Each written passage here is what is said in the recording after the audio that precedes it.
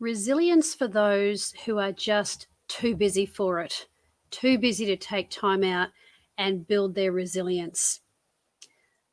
That sounds ironic, but you can be running so flat strapped, so flat out, you can feel like you don't have time to refuel.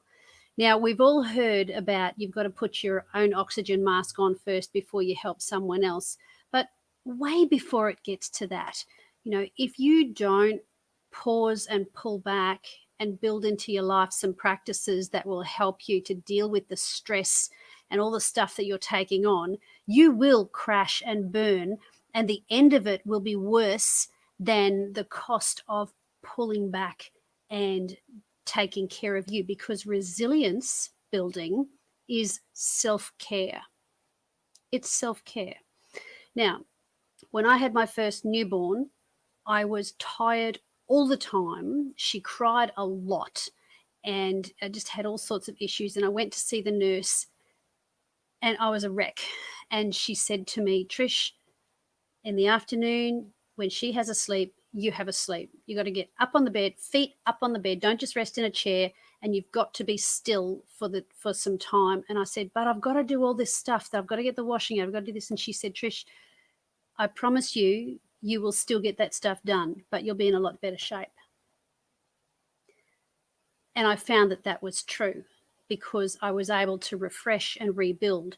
And it is the same. Yes, that's about children and mothering, but it's the same in the workplace. If you pull back and take some time to build your resilience and learn these skills and reassess, what actually happens is you may not get just as much done, because you will find that some of those things actually didn't need to be done at all. And some things you should have stopped doing ages ago, that some things should have been delegated, or you have technology to do the things that you're double handling. And you won't know, because you're pedaling so fast that you're not getting anything. Oh, I haven't got time to get someone to help me do this. You haven't got time not to. You get stressed by things and you keep taking things on. It's about, I'll be honest with you, weak boundaries. If you can't take time to do your regular assessment and check in with yourself and build your resilience, it means your boundaries are weak. And when a farm has weak boundaries, the cattle wander off. The things of value disappear from your life. And you didn't have your thumb on the pulse. You didn't know that that person was unhappy at work and then they're leaving. You don't know that your kids are getting into the wrong crowd. Now, not only that, there are bandits that can come in and steal what's yours, and you can be robbed of the gold that's in you, and your highest performance won't be at its highest performance. It'll be lackluster, because you haven't taken time to refresh and build your resilience and do those things that do that for you. This is really, really important. There can even be relationships in your life that you need to place a boundary around, because they're draining and they're not helpful. You can say no. No is one of the most powerful words that will help you in moving forward and being resilient, being resolved. Even people that you would normally just automatically say yes to, it's like, you know what, that's actually not going to work for me now, but thank you anyway. You have to be able to do that and risk being unpopular, but what you say no to releases you for what you can say yes to that is more effective and better. Okay, so what else have we got here?